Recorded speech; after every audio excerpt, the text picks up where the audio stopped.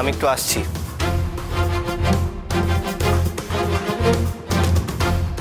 সুখে থাকতে ভূতের কিল। দিব্যি তো ছিলে, লেখাপড়া করে নিজে চাকরি বাকরি গুছিয়ে নিতে, তা না। ওকে এইসব কথা বলে কোনো লাভ নেই। ও তো আমাদের সকলের সেন্টিমেন্ট নিয়ে খেলা করেছে। অদ্রিজা, আমি যা দেখতে পাচ্ছি তুমি তো একটা ক্রিমিনাল। তুমি একটা ক্রিমিনাল। ছি। শোনো অদ্রিজা, এরপর এইভাবে কারোর বাড়িতে হানা দিয়ে এইরকম সর্বনাশ তুমি আর করো না, প্লিজ।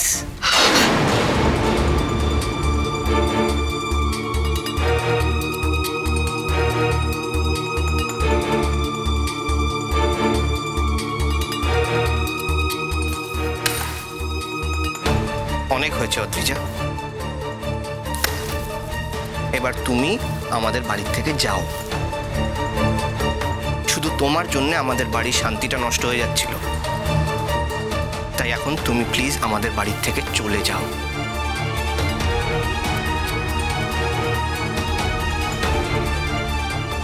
কি হলো? Get out please.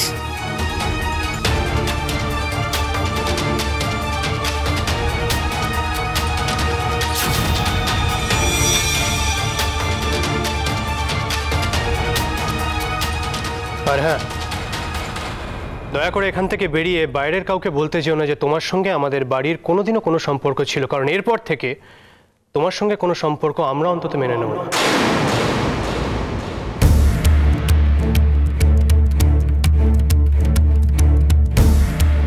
কি হলো, তুমি এখনো দাঁড়িয়ে আছো কেন?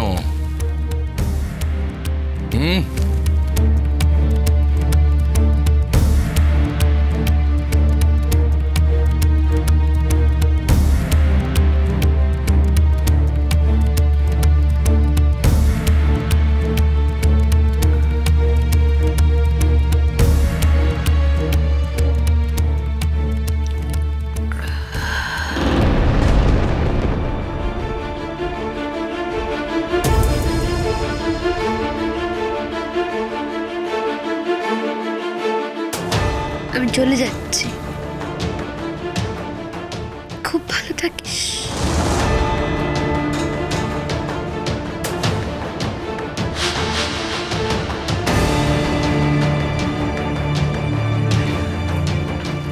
হ্যাঁ, আমরা ভালো থাকবো, শুধু ভালো নয়, আমরা খুব ভালো থাকবো অদ্রিজা।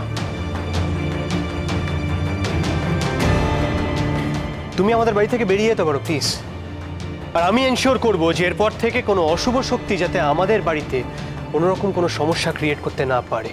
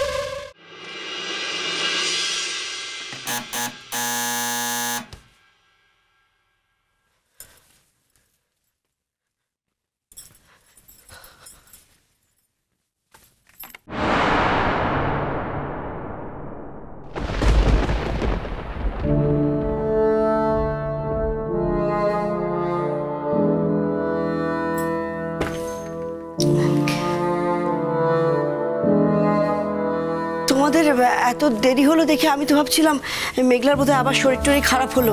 তা মেঘলা কই? কি গো মেঘলা? ও, মেঘলাকে নিয়ে বুঝি ও বাড়িতে গিয়েছিলে? নিশ্চয়ই ওরা আসতে দেয়নি ওকে। কি হলো, কথার উত্তর দিচ্ছ না যে? একটা কথা জিজ্ঞেস করলে তার তো উত্তর দেবে। আজকাল আমার কোনো কথারই তুমি উত্তর দাও না। ঠিক আছে, আমি আর কোনো কথা জিজ্ঞেস করবো না। তোমার যখন বলতে ইচ্ছা করবে তখন তুমি বলবে। আমাকে তো মানুষ বলে গণ্যই করো না, তাই না? মানুষ হলে মানুষের পরিচয় দিতে হয় মহুয়া।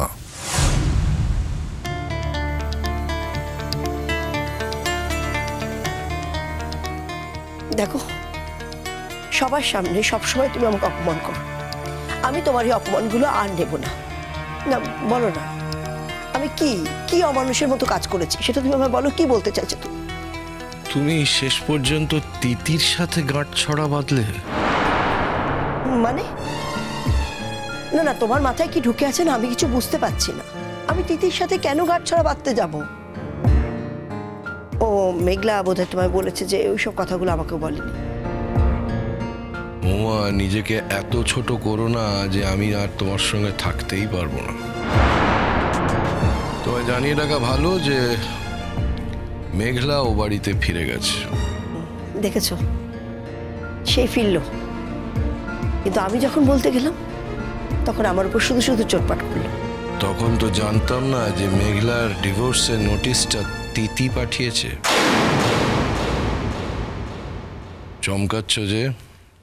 কথাটা নতুন শুনলে নাকি? মেঘলা এই কথা বললো?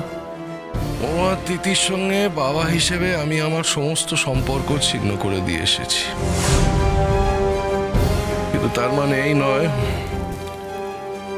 যে তোমাকেও সব সম্পর্ক ছিন্ন করতে হবে। তুমি ওর সঙ্গে সম্পর্ক রাখতেই পারো, আমি তোমার উপরে এই ডিকটামটা চাপিয়ে দিতে পারি না। কিন্তু একটা কথা জেনে রাখো যে তিতির সাথে যদি তুমি কোনো রকম সম্পর্ক রাখো তাহলে আমার সঙ্গে সম্পর্ক রাখাটা সম্ভব নয়। কি বলছো কি তুমি? আমার আরো কঠিন হওয়া উচিত ছিল মহুয়া। আমার মন যা যা করতে চেয়েছে আমি তার কোনোটাই করে উঠতে পারিনি। মেঘলাকে তার শ্বশুর বাড়ির লোকেদের সামনে অপদস্থ করা এবং নিজের মেয়েকে বাঁচাবে বলে মেঘলাকে অপবাদ দেওয়া, স্কেপগোট বানানো, এই সব কিছুর কারণে আমার মন চেয়েছে তোমাকে পরিত্যাগ করতে, কিন্তু আমি সেদিন পারিনি। কিন্তু সেদিন পারিনি বলে আমি কোনোদিনও পারবো না এটা মনে করো না। এতটা মেরুদণ্ডহীন আমি নই। তাই তিতির সঙ্গে যদি তুমি থাকতে চাও তাহলে আমার সঙ্গে তোমার থাকা হবে না মহুয়া। শোনো, তিতি কি করেছে সেটা আমাকে বলবে তো? আমি তো কিছু জানি না। মেঘলার ডিভোর্সের নোটিশটা তিতি পাঠিয়েছে মহুয়া,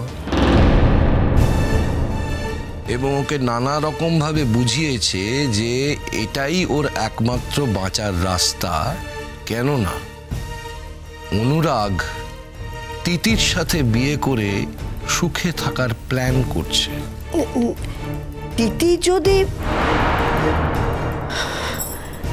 না, তিতি এটা যদি করে থাকে তাহলে সত্যি খুব অন্যায় করেছে। কিন্তু মেঘলা তো আর বাচ্চা নয়। আমি একটা কথা না বলে আর পারছি না। তিতি করতে বললো, অমনি মেঘলা করে নিল। মেঘলা তো আর সেই বয়সটা নেই, তাই নয় কি?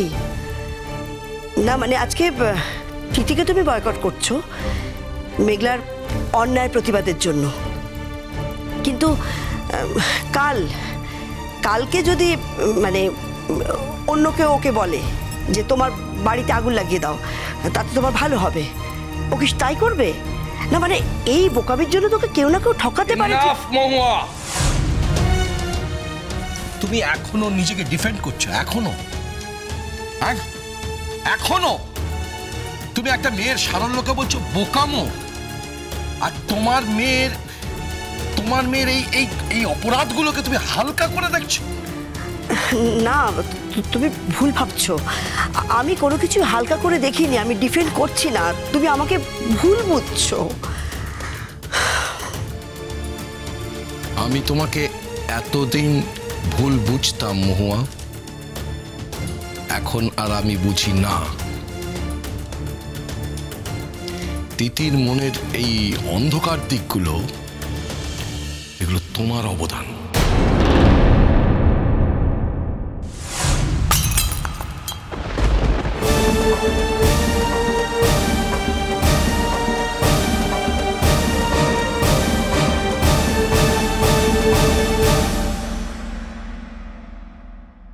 কাউকে ভালোবাসলে যে এতটা কষ্ট পাওয়া যায় আমি সারা জীবনে কোনোদিনও বুঝতে পারিনি। আমিও খুব কষ্ট পেয়েছি অনুরাগ। আমার কালি মনে হতো মরে যাই। নদী